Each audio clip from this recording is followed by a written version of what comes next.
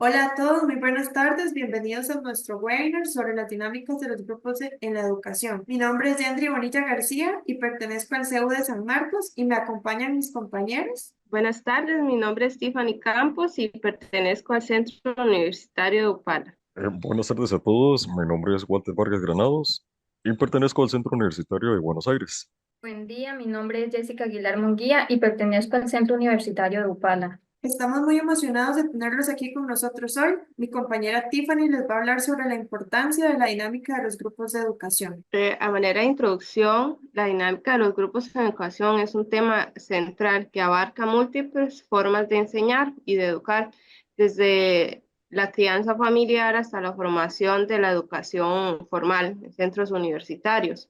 Como señala Chaveri 2021, esta materia no solo se enfoca en las metodologías individuales, sino que también en los grupos de individuos al momento de interactuar, que se desarrollan entre sí, aprenden colectivamente en entornos educativos. Bueno, dentro de la contribución de los teóricos, se puede comprender que los grupos y sus dinámicas, los procesos de enseñanza y aprendizaje a nivel grupal, la comunicación y el ambiente escolar es esencial. Los teóricos de la educación nos han aportado significativamente a este campo, proporcionando marcos teóricos y prácticos que nos ayudan a entender y mejorar estas dinámicas.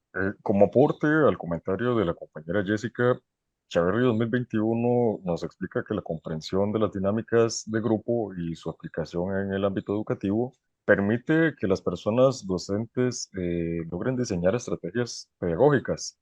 Esto para que logre maximizar el aprendizaje colaborativo y positivo. Este enfoque fomenta el desarrollo de habilidades sociales como por ejemplo la autoestima y la resiliencia en las personas estudiantes. Sin más preámbulos, vamos a profundizar en las contribuciones de varios teóricos que son claves en este campo. Para empezar, mi colega Tiffany nos hablará sobre Paulo Freire. Para Freire, él siempre vio la prioridad para que se suplieran las necesidades para los grupos más desfavorecidos. Es necesario que la educación busque eliminar. Freire buscaba que la educación llegara a los grupos indígenas, desfavorecidos y étnicos por medio de la eliminación de la opresión. Asimismo, David Ausubel plantea el aprendizaje significativo como aquel conocimiento que al momento de adquirirlo posee un significado real para el estudiante. En entornos de aprendizaje colectivo se favorece el aprendizaje significativo, ya que los grupos comparten experiencias, conocimientos previos y pensamientos que adquieren a los nuevos saberes. Asimismo, el aprendizaje basado en la memorización mecánica no permite espacios de diálogo. No obstante, en aprendizajes significativos se pueden aplicar la elaboración de nuevos conocimientos por medio de una diversidad de estrategias como el aprendizaje basado en problemas, estudios de casos aplicados a contextos de los estudiantes, foros de discusión, y en cada uno de estos escenarios permite la formación de conocimientos nuevos. Por otra parte, Jean Piaget, cuando él explicaba que el estudiante en la tercera etapa de su desarrollo infantil, él puede seguir pasos establecidos para desarrollar una tarea. Entonces, para una actividad donde se desarrolle una estrategia por estaciones, se pueden seguir instrucciones, por lo tanto, se puede aplicar esta tercera etapa del desarrollo infantil. Asimismo, él explica que los conocimientos pueden ser cambiantes y esto puede suceder en ocasiones para adaptarse al contexto donde el estudiante está viviendo. Asimismo, los grupos de estudiantes pueden desarrollar nuevos conocimientos o cambiar los ya adquiridos, dependiendo del espacio social donde se construye ese aprendizaje. En el caso de Lew Vygotsky, él señalaba que el conocimiento se desarrollaba a través de la interacción y la comunicación con el contexto histórico y social del individuo, haciendo que el entorno tenga un impacto significativo en el aprendizaje. También señaló que la zona del desarrollo próximo era la diferencia en lo que un estudiante podía hacer solo y con ayuda. Resalta la importancia de la colaboración y el apoyo docente para alcanzar el potencial máximo de los estudiantes. Albert Bandura señalaba que el aprendizaje ocurre mediante la observación, la imitación y repetición. Y Es efectivo cuando el individuo se identifica con un grupo y tiene una percepción positiva de sí mismo.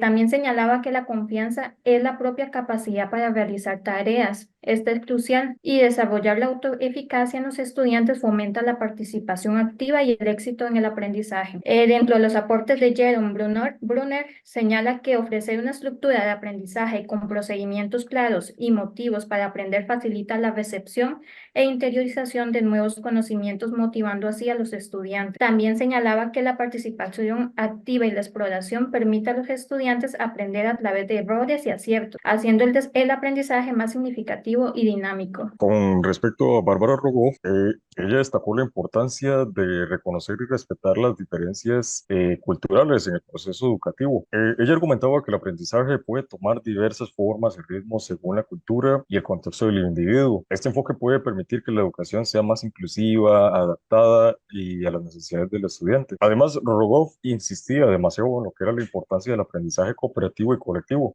Subrayaba que la educación en grupos es un área un poco explorada y además de esto tiene mucho potencial. Proponía que la colaboración es fundamental para el aprendizaje efectivo y destaca mucho la necesidad de investigar más sobre la organización dinámica de los grupos educativos. Seguidamente es Peter McLaren.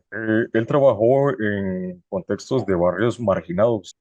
Él propuso que la pedagogía crítica aborde las relaciones de poder en el aula y la comunidad.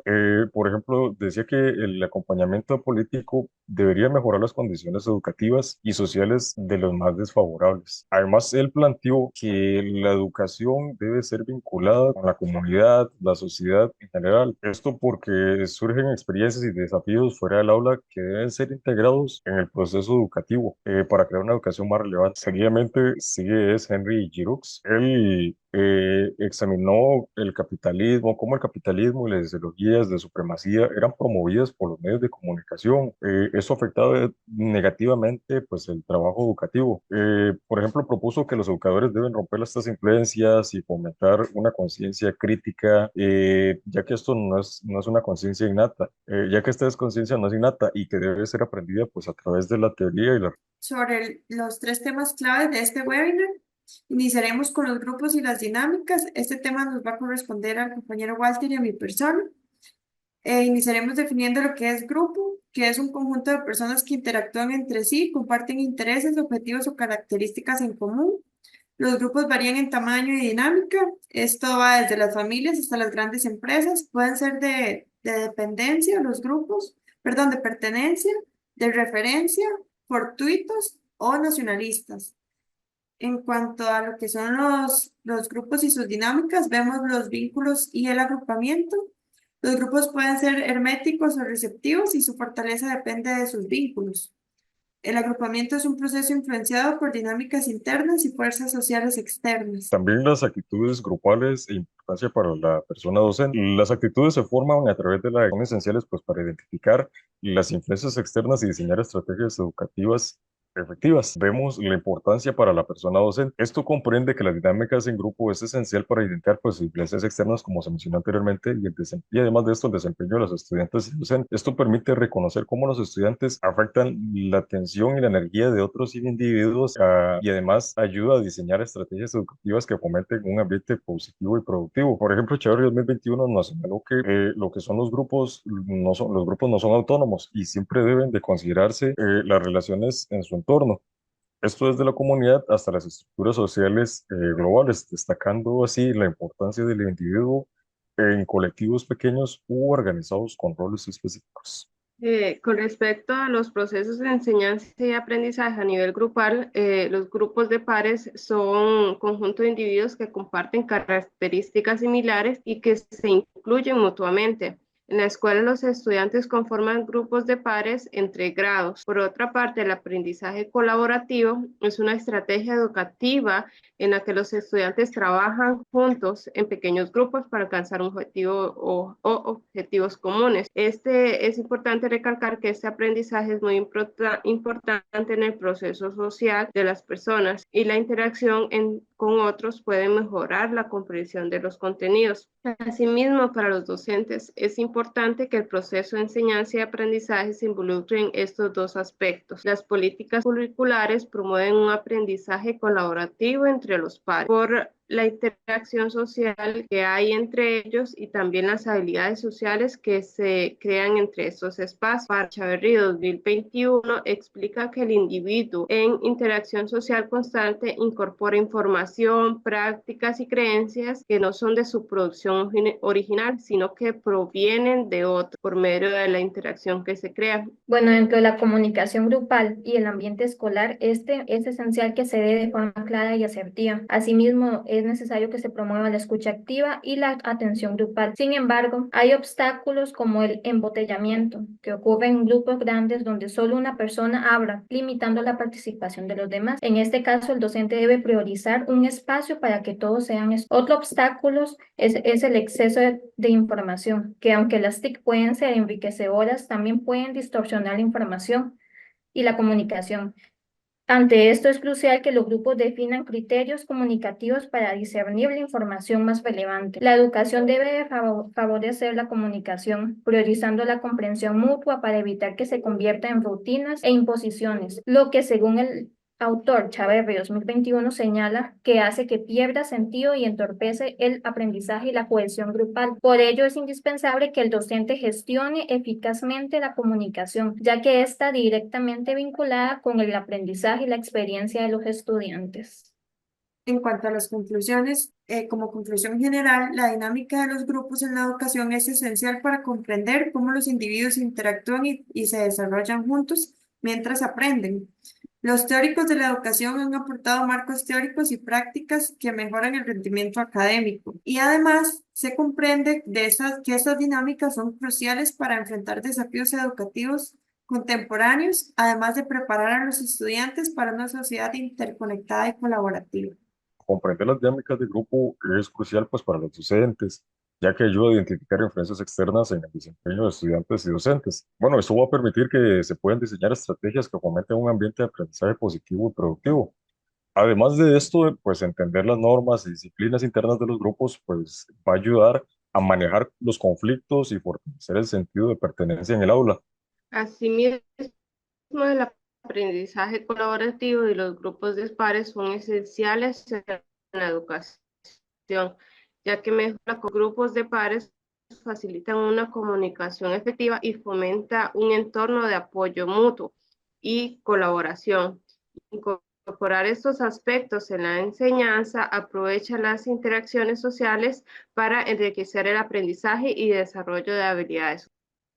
La comunicación clara y asertiva es fundamental en el proceso educativo, porque esto permite eliminar los obstáculos grandes y ante el exceso a la información que puede afectar la comunicación, pero gestionarlos adecuadamente es esencial para el aprendizaje. Los docentes deben de priorizar la comprensión mutua y la participación activa de todos los estudiantes, evitar el embotellamiento en discusiones, utilizar las herramientas digitales de manera oportuna, gestionar la información y establecer criterios claros de comunicación son claves para mantener un ambiente escolar positivo y colaborativo. Muchas gracias a todos por su atención. Hemos cubierto una gran cantidad de información sobre la dinámica de los grupos en la educación, además de las contribuciones de varios teóricos importantes.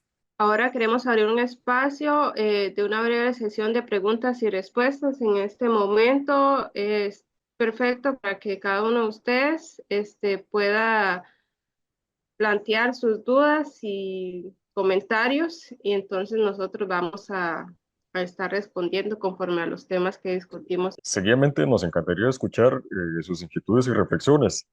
Puede levantar la mano virtualmente o escribir preguntas en el chat y trataremos de responderlas tantas como podamos en los próximos minutos. Bueno, para hacer algunas preguntas referente a los grupos y sus dinámicas, me gustaría saber cómo influyó el tipo de grupo formado en la dinámica interna del equipo. Bueno, formamos un grupo de pertenencia, lo que significó que todos compartíamos intereses y objetivos comunes, como era el webinar. Esta similitud en intereses permitió una mayor cohesión y colaboración, ya que cada miembro se sentía parte integral del equipo. Otra consulta sería, ¿qué estrategias utilizaron para gestionar los vínculos con otros grupos o individuos externos? ¿Y cómo afectaron esos vínculos a la fortaleza del grupo? Bueno, la respuesta como eso puede ser que Optamos por una estrategia receptiva, aceptando sugerencias y retroalimentación de personas externas. Establecimos vínculos con expertos y grupos que podrían aportar valor a nuestro trabajo. Sobre el tema de los procesos de enseñanza y aprendizaje a nivel grupal,